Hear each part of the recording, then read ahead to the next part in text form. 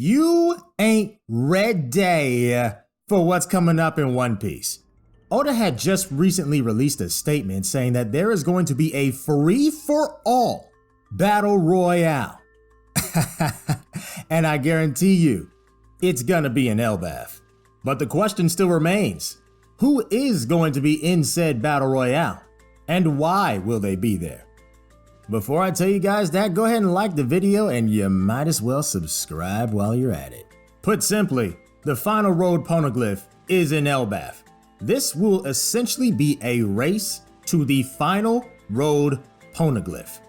Take Kid for example, everybody's favorite, right? Kid has already made his way to Elbaph. Now he has 2 road poneglyphs so far. He has the one in Wano, in which Law gave to him out of kindness, and he also has the one from Whole Cake Island. He got a rubbing once he had went there last time. I highly doubt Kid has the rubbing from Zoe, and he needs another, which I'm guessing is the one from Elbaph. So Kid is definitely 1 billion% going to be at Elbaph. Now on to the next one, the Straw Hats. The Straw Hats are definitely going to Elbaph. This isn't really a question at this point in the series.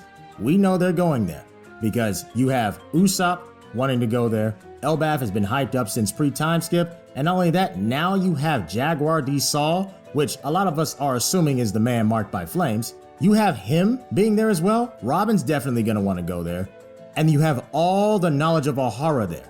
This is definitely a place that we need to go to. This is not a, oh, we can skip it. Nah, we're going there, period. So expect Luffy and the gang to be in Elbaph. Now we get on to the interesting one, Blackbeard. So let's keep in mind, of all the poneglyphs that Blackbeard has, you would think he would have nothing currently, right? Well, guess what? You're wrong, buddy boy. This man has a lot more than you might think. So we recently just saw in the cover page story how they completely ransacked Whole Cake Island. Now, why would they want to do such a thing? Obviously the poneglyph. I mean, if you're telling me they did that much damage and did not take the road poneglyph, that would quite possibly be the slowest move I had ever seen in One Piece. Maybe. There are a lot of dumb characters actually. But we are going to assume that Blackbeard was smart enough to take the road poneglyph in Whole Cake Island. Now with that said, what is Blackbeard doing now? He's fighting Law. What does Law have? The road poneglyph for Wano, and he should have the one for Zoe. He honestly should. I mean, he was like right there. I'd be like, why wouldn't you copy that down? That's kind of dumb, but he should have the one for Zoe. So after Blackbeard defeats Law, he would have the road poneglyph for Zoe, Whole Cake Island, and Wano, leaving one more left, and that one more will be in Elbaph. So that would lead Blackbeard to go to Elbaph right after the defeat of Law. If Law is not defeated by the time we cut back to Blackbeard and Law, I swear I'm gonna have to change my top 30 because either Blackbeard's going down or Law is going up. It's either or. But this also includes Law in Elbaph as well. And the reason why I say this is because more than likely Law is going to be captured, not killed. Because let's be honest, this is One Piece. He's not going to die, at least not yet. So Law will also be involved in Elbaph as well. Oh, but we're not done yet. There's also another character in which you probably have already guessed. That is Garp. So let's think about this. Blackbeard has Kobe captured, correct? And Garp is going after to save Kobe, correct? Therefore, Garp will meet up with Blackbeard. So now this can go in many different ways. Either Garp shows up and Blackbeard retreats, or Garp shows up, they do a little skirmish, then Blackbeard retreats to go to Elbaph, or by the time Garp shows up, Blackbeard would have already left and they will hear of their whereabouts of being at Elbaph, or at least see them go there and chase after them. It's either or of these things has to happen in order to really even get Garp there in the first place. This would also involve Kobe, and we can probably see how Kobe fights. We can see what he's made of in the Battle Royale, which it's about that time. We have not seen Kobe do very much in this series, and it'd be nice to see how far Kobe has grown since then. That would be fun, don't you think? I mean, we've seen him in the beginning of the series and he was just a little runt, but now he's grown and gotten much, much stronger. And now it's time that we see the full capabilities of Kobe. That, you have no idea, is something I'm really looking forward to. Speaking of chasing people down, what about CP0? They were sent on a mission, were they not? So, I am assuming that Dr. Vegapunk will make it out of Egghead Island alive. Now, if he doesn't, that'll change things a little bit. But there are still multiple Vegapunks. There's a lot. There's 6 other Vegapunks out there. CP0 was meant to kill the Stella body and all 6 of the Vegapunks.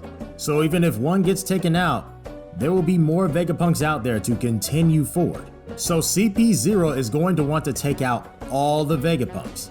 With that knowledge, somebody is getting out of Egghead Island, if not all of them intact together. When this happens, this will more than likely cause CP0 to be like, okay, we have to chase these guys down, because the world government is not going to want Vegapunk to live. They are going to go after this man instantly. But it also begs the question, what will Kizaru do? Is he going to continue to chase after Vegapunk and Luffy? Or is he just gonna be like, okay, we failed to capture him, I'm just gonna go back and smoke some weed? It could go either way. I mean, you know how much he loves his weed. If it does go down the route that Kizaru actually decides to chase after them, then that would involve a fair bit of Marines as well. Granted, Garp is already going to be there, but Garp is on more so of a solo mission, so he wouldn't really call forth more help other than the people that he already has. However, Kizaru has official authority to go after Vegapunk, so you never truly know. This is the one I'm the least sure about. But also think about it.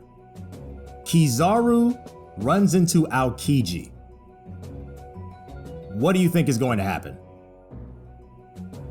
Dude, I'm getting excited just thinking about it, I'm not gonna lie. Moving on to the next one, and you guys are really gonna have to want to hear what I say about this one. So, you remember back in Wano when people were saying, I believe Big Mom will be in Elbaph, and you know, she seems to have a big role in Elbaph and all that stuff. You remember those days? You remember those people? Yeah, I was one of those people. And I'm still one of those people. I believe that Big Mom is showing up in Elbaph. Yes. And here's my reasonings behind it. So it's pretty much a given that I think Big Mom is alive, considering that I just said what I just said. Because, I mean, guys, you're watching One Piece, you're reading One Piece, so let's be real, the chances are more than 90%, okay? Some people may say, but she's in lava, and Pell took a nuke. I'm done with this convo. But the narrative reason why I think that she will be in Elbaph is because she did have a lot of ties to Elbaph, things in which involved her backstory. And I do think that these things should be treated as important, especially for the character of Big Mom. She actually really does have a lot of narrative potential. But also you have to ask the question, where the heck are the Big Mom pirates that were supposed to be in Wano? Like, there was a faction that was left in Whole Cake Island, that was the faction with Katakuri, and then there was the faction that was with them in Wano. They got knocked down the waterfall by Marco the last time. So what happened to them? Where are they? Did they just die? Like, we know that's not an option. So where in the world are they? That was left completely unattended to. Well, because I do actually believe that Oda is a good writer, I do believe he will talk about this and utilize this open-ended ending here.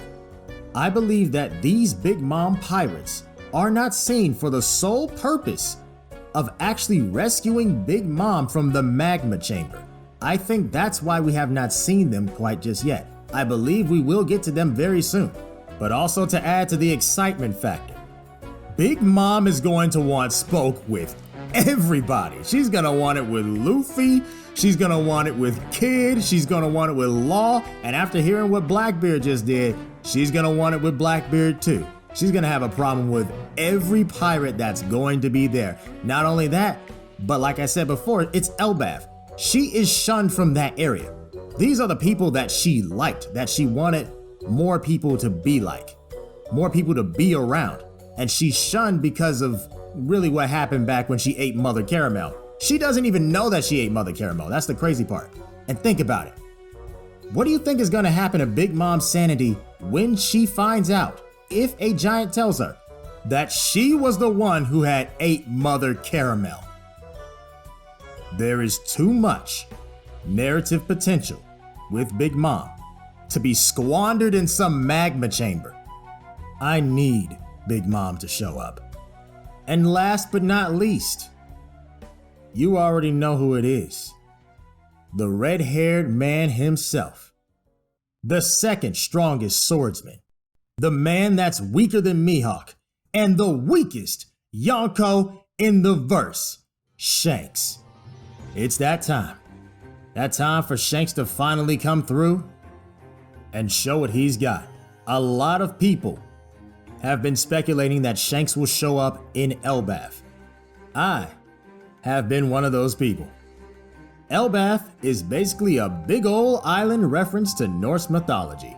And Shanks himself has very big ties to Norse mythology himself. His ship, for example, is a huge reference to Norse mythology, and he himself actually is as well. Him missing an arm and being able to stop wars like the God of War Tyr. Those who played the last two God of War games know exactly what I'm talking about. I really want to see Shanks in Elbaph. That, ladies and gentlemen, would be an insane fight. You have Shanks, who has dealt with Blackbeard a long time ago, and he and Blackbeard have issues to work out, I tell you what. And don't get me started with Kid. Kid, even though Kid more than likely doesn't stand a chance against Shanks even to this day, but Kid has a problem with Shanks as well. Shanks took Kid's arm. And Luffy. Even though I'm starting to be a little skeptical because it's been so long since Luffy had last seen Shanks, will this finally be the reunion of Luffy and Shanks? Will Luffy finally be able to say, hey, I'm a great pirate now, and here's your hat? Will this be the time? I mean, of course, Luffy's not gonna actually lose the hat. Shanks isn't gonna take the hat. I mean, like, Luffy's gonna keep it. Let's be real here. But still, it's gonna be a wonderful moment. And don't get me started with Usopp and Yasopp. This is going to be a very entertaining arc. It has the potential for it for sure.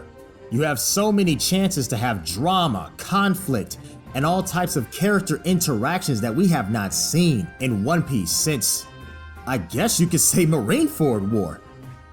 This can absolutely be insane. And it's all going to be in Elbaph.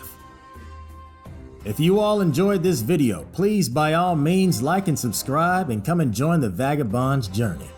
I'm Vagabond Kana, and with all that being said, Vagabond gone.